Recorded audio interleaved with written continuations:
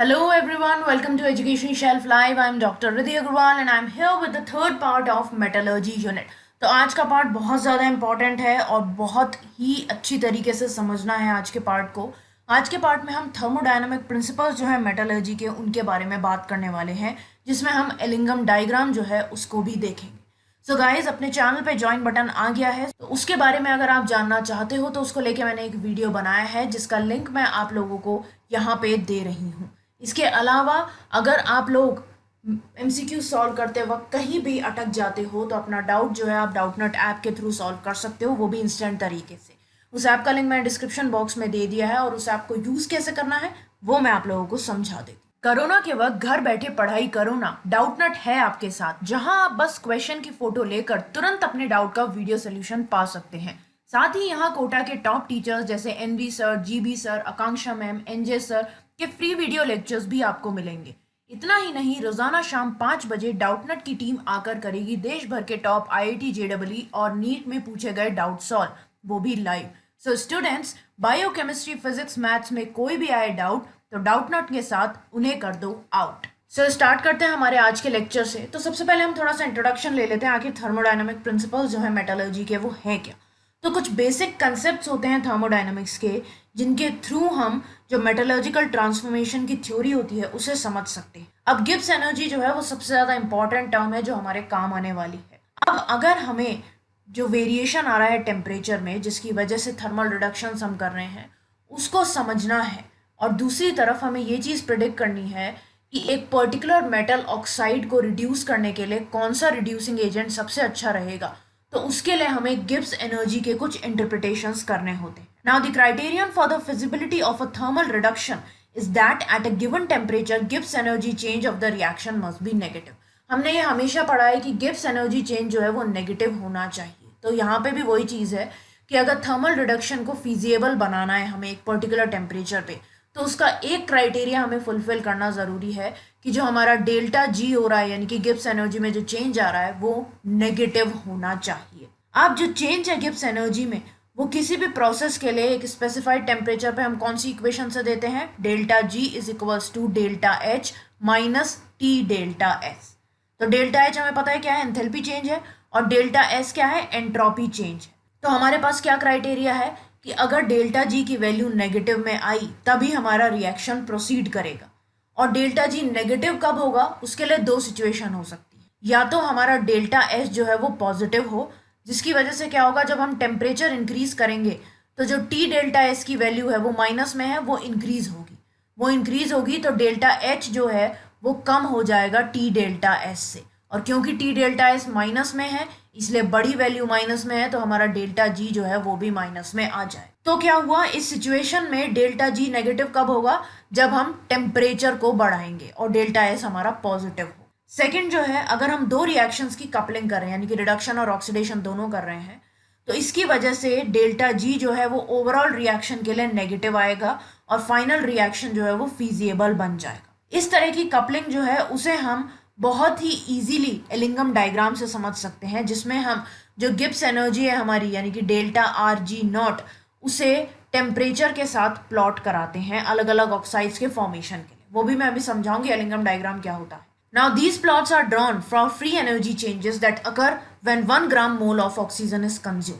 तो ये प्लॉट्स हम कब ड्रॉ करते हैं, जब 1 ग्राम मोल ऑक्सीजन कंज्यूम हो रही है और उसकी वजह से जो भी फ्री एनर्जी चेंजेस आ रहे हैं उन्हें प्लॉट करने के लिए, उन्हें ड्रॉ करने के लिए। अब जो ग्राफिकल रिप्रेजेंटेशन होती है गिब्स एनर्जी की, वो सबसे पहले HJT एलिंगम ने यूज़ की थी। इसकी वजह से हमें एक बेसिस मिला कि हम रिड्यूसिंग एजेंट जो है उसे कंसिडर कर सकें, जिसके थ्रू हमें ऑक्साइड्स रिड्यूस करनी है। इसीलिए हम इस डायग्राम को एलिंगम डायग्राम बोलते हैं, और इन डायग्राम्स के थ्रू कोई भी थर्मल रिडक्शन जो हम कर रहे हैं और का, उसकी फिजिबिलिटी को हम पता कर सकते हैं। क्लियर है। अब हमें एक चीज़ पता है कि रिडक्शन के टाइम पे जो मेटल की ऑक्साइड होती है वो डिकम्पोज होती है, और रिड्यूसिंग एजेंट जो है वो अपने साथ ऑक्सीजन ले जाता है। तो रिड्यूसिंग एजेंट का रोल क्या है कि वो डेल्टा आर जी जो है हमारा, उसको नेगेटिव बनाए और उसको इतना बड़ा बनाए कि जो दो रिएक्शंस हो रहे हैं हमारे, यानी कि जो रिड्यूसिंग एजेंट का ऑक्सीडेशन हो रहा है और मेटल ऑक्साइड का जो रिडक्शन हो रहा है, उनका जो सम हो डेल्टा आर जी जो हो वो नेगेटिव हो जाए। क्लियर हो गया। तो यहाँ पे हम कुछ जनरलाइज इक्वेशन देख लेते हैं कि रिडक्शन और ऑक्सीडेशन किस तरीके से हो रहा है। जैसे मेटल की ऑक्साइड हमने ले ली MXO, ये हमारा XM दे रही है। अब ये XM जो है वो सॉलिड स्टेट में भी हो सकता है, लिक्विड स्टेट में भी हो सकता है, यानी कि जो मेटल है हमारा वो प्लस हाफ O2। तो यहाँ पे जो हमारा डेल्टा RG0 होगा वो किसका होगा, MXO और M का, क्योंकि यहाँ पे हमारा MXO जो है वो रिएक्टेंट है और प्रोडक्ट जो हमारा बन रहा है वो M है। अब अगर हम रिडक्शन कार्बन से कराते हैं तो जो ऑक्सीडेशन होगा हमारे रिड्यूसिंग एजेंट का यानी कि कार्बन का, वो किस तरह से होगा, C plus half O2 gives us CO। यहाँ पे जो डेल्टा RG रहेगा हमारा वो होगा C और CO का। अब यहाँ पे जो कार्बन है उसका कंप्लीट ऑक्सीडेशन भी हो सकता है CO2 में। कैसे होगा वो, half C plus half O2 gives us half CO2। यहाँ पे हमारा जो डेल्टा RG होगा वो रहेगा C और CO2 का। अब अगर हम इन रिएक्शंस की नंबरिंग कर देते हैं 1, 2 और 3, इसमें अगर हम हमारी फर्स्ट और सेकंड इक्वेशन को कंबाइन करते हैं तो हमारे पास जो रिजल्टिंग इक्वेशन आएगी वो क्या होगी, MXO plus C gives us XM plus CO। इसी तरीके से अगर हम फर्स्ट और थर्ड इक्वेशन को कंबाइन करते हैं तो हमारे पास आएगा MXO plus half C gives us XM plus half CO2। ठीक है, तो ये हो गया हमारा कार्बन से जो हमने रिडक्शन करवाया। अब अगर दूसरी तरफ हम कार्बन मोनोऑक्साइड से इसका रिडक्शन करवाएं हमारी मेटल ऑक्साइड का, तो क्या होगा, उसमें हमारा जो कार्बन मोनोऑक्साइड है वो ऑक्सीडाइज हो जाएगा, तो उसमें हम प्लस हाफ O2 करेंगे तो वो CO2 में कन्वर्ट हो जाएगा। तो जब हम फर्स्ट वाली इक्वेशन और जो कार्बन मोनोऑक्साइड वाली इक्वेशन है इन दोनों को कंबाइन करेंगे तो हमारे पास रिजल्टिंग इक्वेशन क्या आएगी, MXO plus CO gives us XM plus CO2। तो कार्बन मोनोऑक्साइड के साथ जब हम रिडक्शन करा रहे हैं तो हमारी ये इक्वेशन बनेगी, और कार्बन के साथ अगर हम रिडक्शन करा रहे हैं तो इन दोनों में से कोई सी भी इक्वेशन बन सकती है। तो जो हमारा एक्चुअल रिडक्शन हो रहा है मेटल ऑक्साइड का वो कौन कौन सी इक्वेशन में दिखाई दे रहा है हमें, एक तो इस वाली में MXO प्लस C और दूसरी ये वाली MXO प्लस CO वाली में। अब जो डेल्टा RG0 वैल्यूज़ हैं इन रिएक्शंस के लिए वो जनरल होती हैं और उनको हम जो ऑक्साइड्स की डेल्टा FG वैल्यू होती है उससे कैलकुलेट कर सकते हैं। अब एक चीज़ देखो, जो एलिंगम डायग्राम होता है उस पर आते हैं हम सीधे। तो हीटिंग जब हम करते हैं यानी कि जब हम टेम्परेचर इंक्रीज कर रहे हैं तो उसकी वजह से जो हमारा डेल्टा RG की वैल्यू है वो नेगेटिव होती जाएगी। इसीलिए वो वाला टेम्परेचर चूज करना चाहिए कि जो दो कंबाइंड रिडॉक्स प्रोसेस है हमारे उनका जो डेल्टा RG का सम आए वो नेगेटिव हो। अब जब हम डेल्टा RG वर्सेस T का प्लॉट लगाते हैं, जैसे कि जो हमारा एलिंगम डायग्राम है दिखा देती हूँ आप लोगों को, ये रहा। तो यहाँ पे डेल्टा RG है हमारा और यहाँ पे टेम्परेचर है। तो जब हम इसका प्लॉट लगाते हैं then this is indicated by the point of intersection of the two curves, that is the curve for the formation of MXO and that for the formation of oxide of the reducing substance।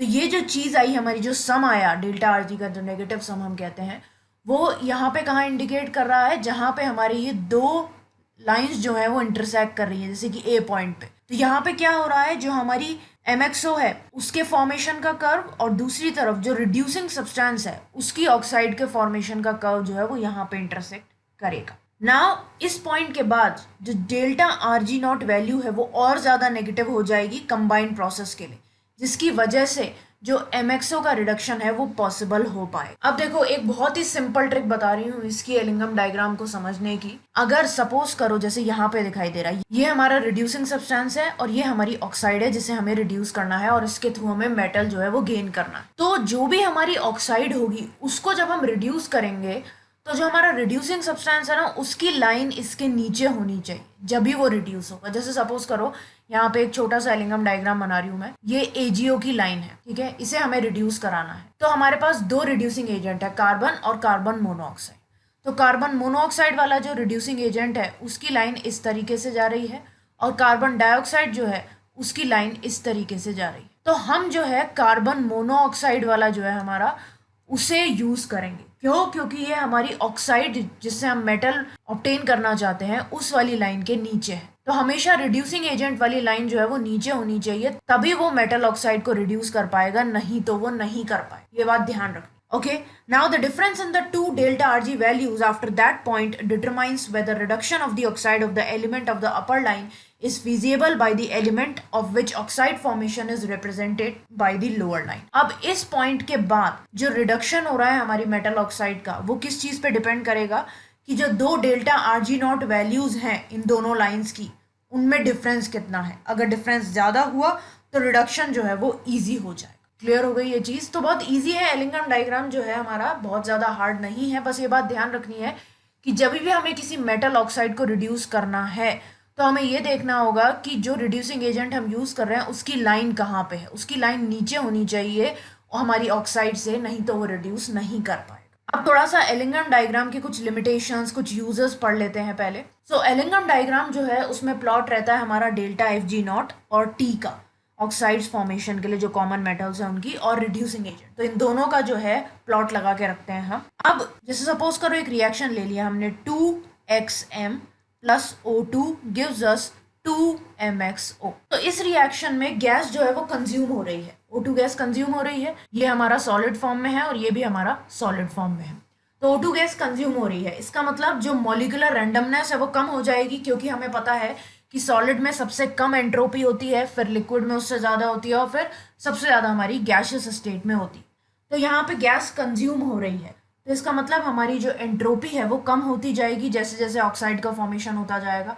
इसकी वजह से जो हमारी delta S की value है वो negative होती जाएगी, और अगर ये नेगेटिव हो गई तो जो हमारी टी डेल्टा एस वाली टर्म है वो पॉजिटिव हो जाएगी, क्योंकि ये माइनस टी डेल्टा एस होती है, और ये भी नेगेटिव हो गई तो माइनस माइनस हो गए प्लस बन जाएंगे। इसीलिए जो डेल्टा एफ जी है वो टेम्परेचर इंक्रीज करने के बावजूद भी हायर साइड पे जाता जाएगा, जिसकी वजह से पॉजिटिव स्लोप जो है वो आ जाएगा जैसे जैसे हमारी ऑक्साइड फॉर्म हो रही है। तो जब हमारी ऑक्साइड फॉर्म होंगी तो हमारा कर्व पॉजिटिव की तरफ जाएगा, और जब हमारी ऑक्साइड डिग्रेड हो रही होंगी तो हमारा कर्व जो है वो नेगेटिव की तरफ जाएगा। अब हर एक प्लॉट जो है वो एक स्ट्रेट लाइन होता है और ऊपर की तरफ स्लोप करता है, लेकिन अगर एकदम से कोई फेज में चेंज आ गया, जैसे सॉलिड से लिक्विड में कन्वर्ट हो गया, लिक्विड से गैस में कन्वर्ट हो गया, तो एकदम अब्रप्ट चेंज आएगा। कैसे?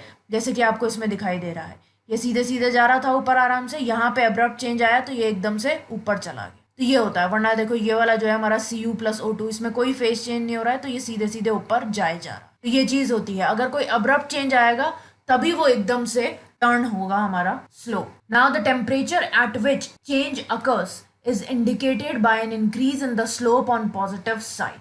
अब जिस टेम्परेचर पे चेंज हो रहा है उसको हम कैसे इंडिकेट करेंगे? हमारा जो स्लोप है वो पॉजिटिव साइड की तरफ बढ़ जाएगा। कैसे? जैसे हमारा ये देखो, वही Zn प्लस O2 वाला ही बता रही हूँ। तो यहाँ पे सीधे सीधे जा रहा था और जैसे ही अब्रप्ट चेंज आया तो ये ऊपर की तरफ चला गया, तो पॉजिटिव हो गई वैल्यू, क्योंकि यहाँ पे -600 थी और ये ऊपर गया जब, तो ये -300 पे आ गया, तो कम हो गई नेगेटिव वैल्यू, यानी कि पॉजिटिव साइड की तरफ चला गया। Now when temperature is raised, a point is reached in the curve where it crosses delta Rg is equals to 0 line। अब जब हम टेम्परेचर बहुत ज़्यादा रेज कर देंगे तो एक ऐसा पॉइंट आएगा जब हमारा जो प्लॉट है वो delta Rg is equals to 0 वाली वैल्यू जो है, मतलब इस चीज़ को वो क्रॉस कर जाएगा। And below this temperature delta Rg not for the formation of oxide is negative, so MXO is stable. अब इस टेम्परेचर के नीचे जो हमारा डेल्टा Rg नॉट होता है ऑक्साइड फॉर्मेशन के लिए वो नेगेटिव होता है, इसलिए हमारी जो MXO है यानी कि ऑक्साइड है वो स्टेबल रहती है। लेकिन इस पॉइंट के ऊपर, यानी कि जब डेल्टा Rg 0 को क्रॉस कर गया है हमारा लाइन, उसके ऊपर जो हमारी फ्री एनर्जी ऑफ फॉर्मेशन है ऑक्साइड की वो पॉजिटिव हो जाती है, इसलिए जो हमारी ऑक्साइड है MXO वो डिकम्पोज होना चालू हो जाए। क्लियर है? इसी तरीके के डायग्राम्स हम सल्फाइड्स और हैलाइड्स के लिए भी कंस्ट्रक्ट कर सकते हैं। अब जो हमारा एलिंगम डायग्राम है उसके कुछ लिमिटेशंस भी हैं। पहला लिमिटेशन है, the graph simply indicates whether a reaction is possible और not, that is the tendency of reduction with the reducing agent is indicated. तो ग्राफ हमें सिर्फ यही बताता है कि एक रिएक्शन पॉसिबल है या नहीं, यानी कि टेंडेंसी बताता है कि रिड्यूसिंग एजेंट रिडक्शन करेगा या नहीं। क्यों? क्योंकि इसमें सिर्फ थर्मोडायनामिक कंसेप्ट हमारे इंक्लूडेड है। ये हमें ये चीज़ नहीं बताता कि रिडक्शन प्रोसेस का काइनेटिक्स क्या होगा। हमें ये क्वेश्चन का आंसर नहीं मिलता कि कितना तेजी से हमारा रिडक्शन प्रोसीजर जो है वो प्रोसीड करेगा। However it explains why the reactions are sluggish when every species is in solid state and smooth when the ore melts down. हालांकि ये चीज़ ये ज़रूर एक्सप्लेन करता है कि जब हमारे मेटल्स सॉलिड स्टेट में होते हैं तब हमारा रिएक्शन क्यों स्लो रहता है या स्लगिश रहता है, मतलब रुक रुक के चलता है, और जब हमारी ओर को हम मेल्ट डाउन कर देते हैं तो वो क्यों स्मूथ हो जाता है। अब यहाँ पे एक चीज ध्यान देने लायक है कि जो डेल्टा एच और डेल्टा एस वैल्यूज हैं किसी भी केमिकल रिएक्शन के लिए, वो अगर हम टेम्परेचर वेरी भी करते हैं तो ऑलमोस्ट कांस्टेंट रहती है। इसलिए जो एक पर्टिकुलर डोमिनेंट वेरिएबल है हमारी इक्वेशन में वो कौन सा है, टी, यानी कि टेम्परेचर। लेकिन जो डेल्टा एस है वो भी हमारे फिजिकल स्टेट पे डिपेंड करता है कंपाउंड की। अब जो एंट्रोपी है वो सिस्टम की रैंडमनेस या उसके डिसऑर्डर पे डिपेंड करता है। इसीलिए जब भी एक कंपाउंड मेल्ट होगा यानी कि सॉलिड से लिक्विड में कन्वर्ट होगा या वेपोराइज हो जाएगा यानी कि लिक्विड से गैस में कन्वर्ट होगा, तो जो हमारा डेल्टा एस है वो बढ़ेगा। क्यों? क्योंकि रैंडमनेस जो है वो बढ़ रही है जब सॉलिड से लिक्विड फेज में चेंज आ रहा है और जब लिक्विड से गैसियस फेज में चेंज आ रहा है। दूसरा जो इसका लिमिटेशन है वो है the interpretation of delta R G is based on के। अब जो डेल्टा आर जी नॉट का इंटरप्रिटेशन है वो के पे बेस्ड रहता है, क्योंकि डेल्टा जी नॉट जो है वो minus R T natural log के बराबर होता है। इसलिए इसमें यह प्रिज्यूम किया जाता है कि रिएक्टेंट्स और प्रोडक्ट्स जो है वो हमेशा इक्विलिब्रियम में है। लेकिन हमेशा ऐसा होता नहीं है, क्योंकि रिएक्टेंट या प्रोडक्ट में से एक तो सॉलिड हो ही सकता है, और जो हमारे कमर्शियल प्रोसेसेस होते हैं उनमें रिएक्टेंट्स और प्रोडक्ट्स जो हैं वो बहुत कम टाइम के लिए कॉन्टैक्ट में रहते हैं, फिर वो अलग अलग हो जाते हैं। ठीक है, अब हम एलिंगम डायग्राम के कुछ एप्लीकेशंस पढ़ लेते हैं, उससे और भी ज़्यादा ये क्लियर हो जाए। तो पहला हम पढ़ेंगे extraction of iron from its oxides. So after concentration, mixture of oxide source of iron, that is Fe2O3 and Fe3O4, is subjected to calcination or roasting to remove water, to decompose carbonates and to oxidize the sulfides. तो concentration के बाद जो oxide ores होती है हमारे iron की, उनके mixture को हम कैल्सिनेशन या रोस्टिंग के प्रोसीजर के थ्रू ट्रीट कराते हैं, जिससे वाटर जो है वो रिमूव हो जाए, कार्बोनेट्स जो है वो डिकम्पोज हो जाए और जो हमारी सल्फाइड्स हैं वो ऑक्सीडाइज हो जाए। इसके बाद इनको हम लाइमस्टोन और कोक के साथ मिक्स करके ब्लास्ट फर्नेस में डाल देते हैं ऊपर से, जहां पे ऑक्साइड जो है वो मेटल में रिड्यूस हो जाती है। अब ब्लास्ट फर्नेस में होता क्या है, जो आयरन ऑक्साइड्स हैं उनका रिडक्शन होता है अलग अलग टेम्परेचर रेंजेस पे। A blast of hot air is blown from the bottom of the furnace by burning coke in the lower portion to give temperature up to about 2200 kelvin. अब जो हमारा ब्लास्ट फर्नेस है उसके निचले हिस्से में हम कोक जलाते हैं, जिससे एकदम से गर्म हवा जो है वो ऊपर आती है नीचे से, और लगभग टेम्परेचर हो जाता है हमारा 2200 केल्विन का। तो इतना टेम्परेचर प्रोवाइड करने के लिए हमें कोक जो है वो बर्न करना पड़ता है। Then the burning of coke supplies most of the heat required in the process. और ये कोक के जलने से जितनी भी हीट हमें इस प्रोसीजर में चाहिए उतनी प्रोवाइड कर देते हैं हम। अब जो कार्बन मोनोऑक्साइड है और जो हीट है वो फर्नेस के ऊपरी भाग में जाते हैं। अपर पार्ट में क्या होता है, जो टेम्परेचर है वो कम होता है। देखो आपको दिखाई दे रहा है, यहाँ सबसे ज़्यादा है 2170, ऊपर जाते जा रहे हैं तो कम होता जा रहा है। तो ऊपरी भाग में टेम्परेचर कम है, इसीलिए जो आयरन ऑक्साइड्स हैं यानी कि Fe2O3 हमारा और दूसरी तरफ Fe3O4 जो ऊपर से हमने डाले हैं, उनको हम स्टेप्स में रिड्यूस करते हैं और वो स्टेप्स में रिड्यूस होके FeO बना लेते हैं। ठीक है, तो नीचे से हमारा CO और हीट जा रहा है और ऊपर से हमारी ऑक्साइड्स आ रही हैं। अब इन रिएक्शंस को हम किस तरीके से समराइज कर सकते हैं। पहला टेम्परेचर जो है हमारा वो है 500 से 800 केल्विन। ये जो है लोअर टेम्परेचर रेंज है ब्लास्ट फर्नेस की। तो यहाँ पे क्या होता है, Fe2O3 जो है सबसे पहले उसे हम Fe3O4 में रिड्यूस करते हैं और उसके बाद FeO में रिड्यूस करते हैं। तो ये रिएक्शन कैसे हो रहा है, देखो पहला रिएक्शन है हमारा 3Fe2O3 जो है उसमें हमने CO को ऐड किया तो वो 2Fe3O4 प्लस CO2 में कन्वर्ट हो गया। उसके बाद जो Fe3O4 है उसमें CO ऐड हुआ और वो FeO प्लस CO2 में कन्वर्ट हो गया। इसके अलावा एक और रिएक्शन होता है जिसमें Fe2O3 जो है वो CO से रिएक्ट करके 2FeO प्लस CO2 बना लेता। तो ये रिएक्शंस होते हैं हमारे 500 से 800 केल्विन के टेम्परेचर पे। यहाँ पे जो लाइमस्टोन है वो भी CaO में कन्वर्ट हो जाता है। देखो दिखाई दे रहा है आपको, CaCO3 जो है वो डिकम्पोज होके CaO प्लस CO2 बना रहा है। और ये लाइमस्टोन जब CaO में डिकम्पोज हो रहा है तो ये हमारी जो सिलिकेट इम्प्योरिटी है ओर की, उसे स्लैग की फॉर्म में रिमूव कर देता है।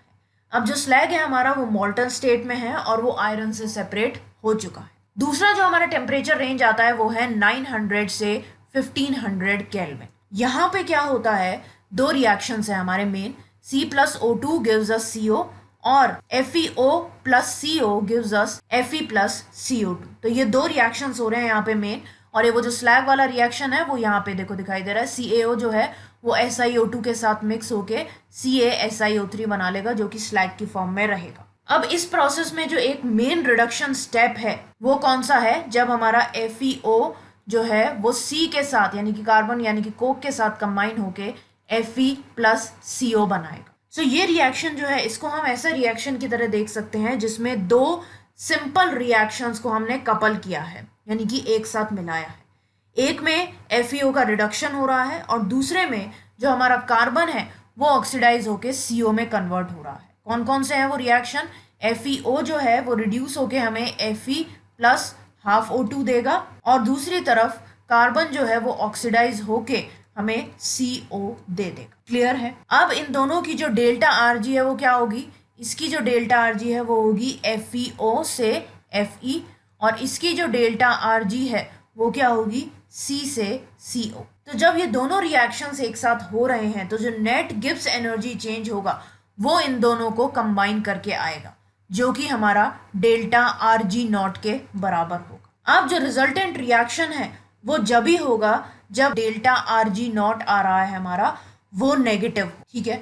अब जब हम डेल्टा Rg वर्सेस T का प्लॉट लगाएंगे और उसमें हम Fe से FeO वाला चेंज दिखाएंगे तो वो कैसा दिखेगा वो देख लेते हैं। तो ये हमारा एलिंगम डायग्राम हो गया Fe से FeO वाले चेंज के लिए। तो यहाँ पे हमें जो स्लोप दिखाई दे रहा है वो ऊपर जा रहा है। जो Fe से FeO वाला चेंज है यानी कि ये वाली जो लाइट ब्लू कलर की लाइन आपको दिखाई दे रही है ये ऊपर जा रही है जब हम आयरन को आयरन ऑक्साइड में कन्वर्ट कर रहे हैं, और जब हम C को CO में कन्वर्ट कर रहे हैं यानी कि कार्बन मोनोऑक्साइड में, यानी कि ये पर्पल वाली लाइन ये नीचे जा रही है, ठीक है, जैसे जैसे टेम्परेचर बढ़ रहा है। अब ये दोनों पर्पल और ब्लू कलर की जो लाइन है वो इस टेम्परेचर पे एक दूसरे को क्रॉस कर रही हैं और ये टेम्परेचर क्या है हमारा 1073 केल्विन। तो हमें ये पता चल गया कि अगर इससे ऊपर टेम्परेचर रहा तो जो CO वाली लाइन है वो FeO वाली लाइन से नीचे जा रही है, यानी कि 1073 में तो ये ऊपर है लेकिन 1073 के बाद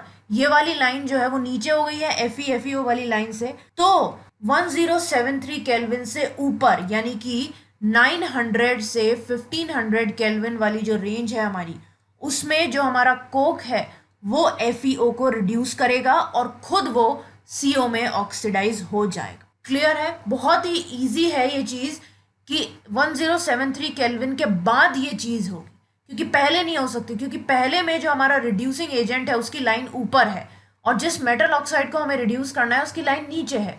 लेकिन 1073 केल्विन के बाद जो लाइन्स है वो इंटरचेंज हो रही है, हमारी ऑक्साइड वाली लाइन ऊपर चली गई है और हमारे रिड्यूसिंग एजेंट वाली लाइन नीचे चली गई। तो यही मैंने बताया था कि रिड्यूसिंग एजेंट वाली लाइन नीचे होनी चाहिए तभी वो ऑक्साइड को रिड्यूस कर पाएगा, मेटल ऑक्साइड को। अब कुछ और चीज़ इसमें समझ लेते हैं। जैसे एक और टेम्परेचर हम ले रहे हैं ये वाला 1673 केल्विन, जो ब्लैक लाइन दिखाई दे रही है आपको ये वाली। इसमें क्या हो रहा है, जो डेल्टा Rg नॉट वैल्यू है रिएक्शन के लिए, कौन से रिएक्शन के लिए?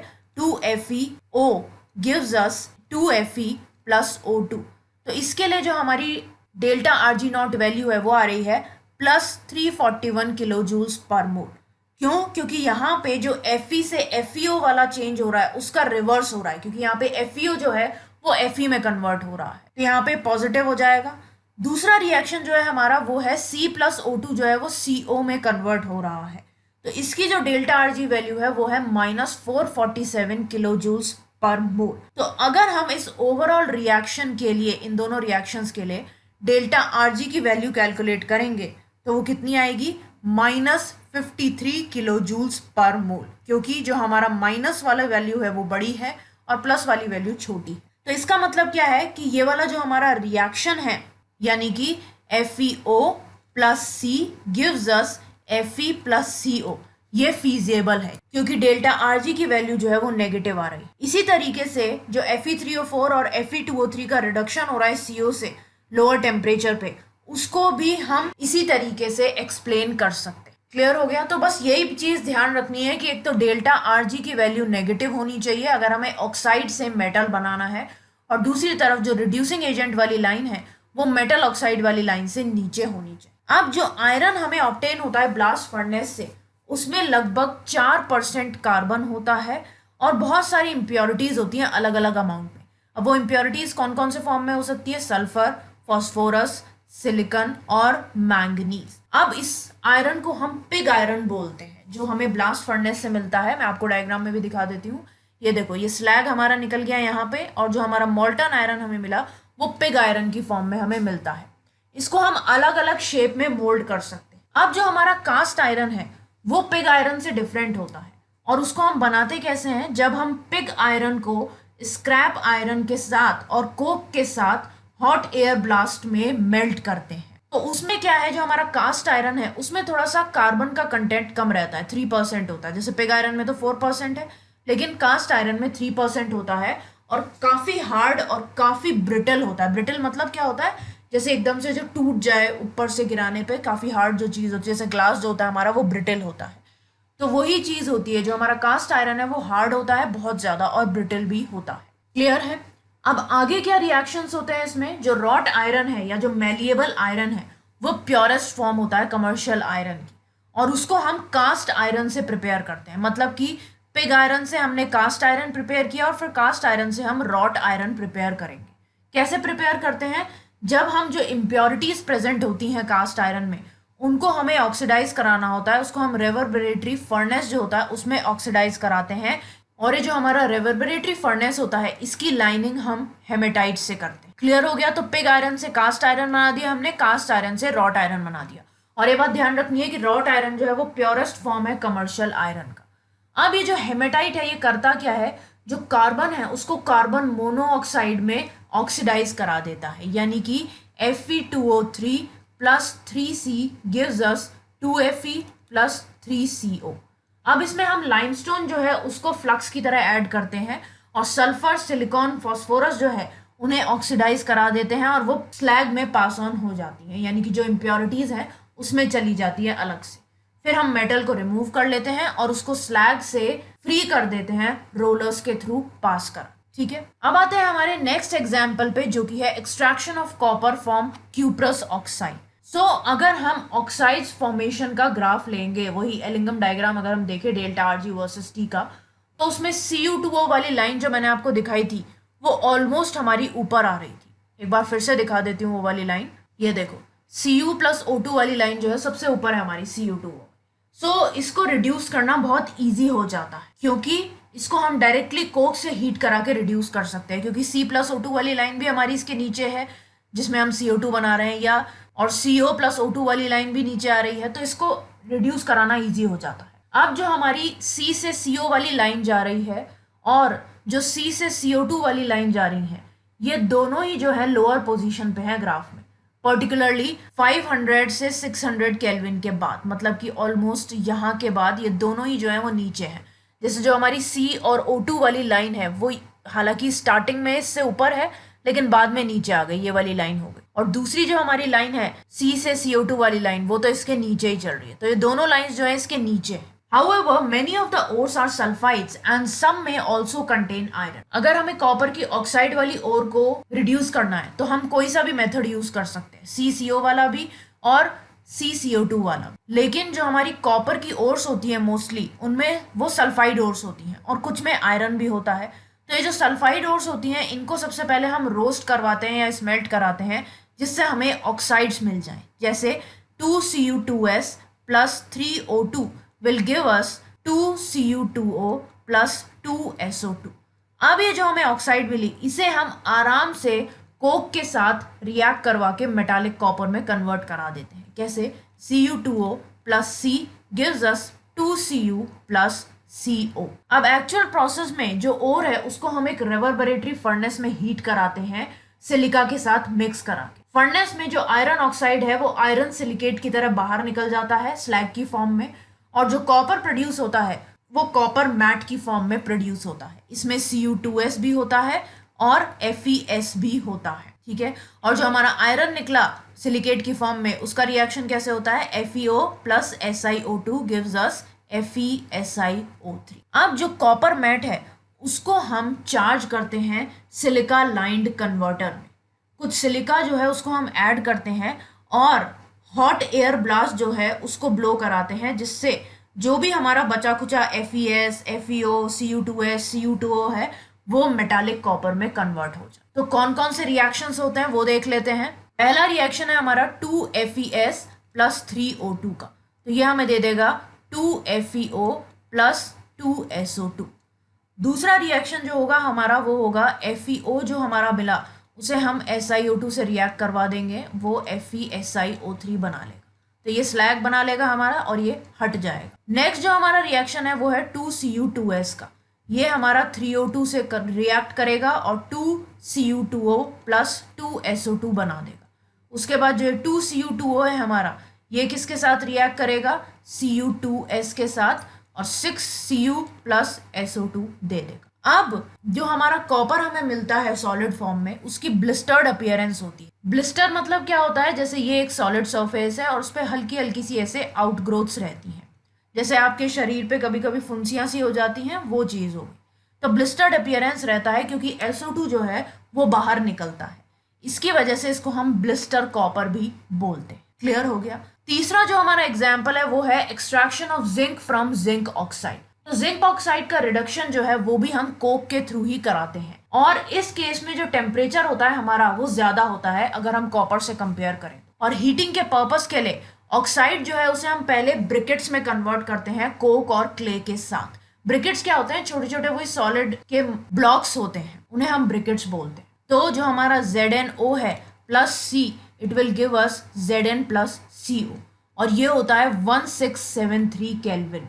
उसके बाद मेटल को हम डिस्टिल ऑफ करा देते हैं और उसको कलेक्ट कैसे करते हैं, उसकी रैपिड चिलिंग करा के, बहुत तेजी से उसको हम ठंडा करा के उसको ऑब्टेन कर लेते हैं। क्लियर है। अब इसको भी हम एलिंगम डायग्राम में एक बार देख लेते हैं। हमारे देखो, तो ये हमारा है Zn प्लस O2, ये एकदम से अब्रप्ट चेंज हो रहा, तो ये हमारी लाइन है। अब इसमें हमारा जो ये C प्लस O2 वाली लाइन है ये उससे ऊपर जा रही है, ऐसे ही CO प्लस O2 वाली लाइन भी ऊपर है, और C plus O is equals to CO2 वाली लाइन भी ऊपर है।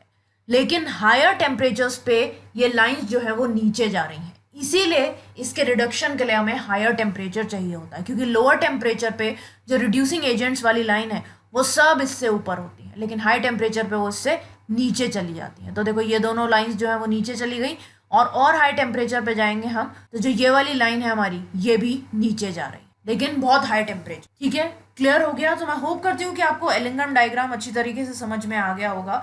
अगर कोई भी तकलीफ आती है इससे रिलेटेड तो आप कमेंट सेक्शन में मुझसे पूछ सकते हो।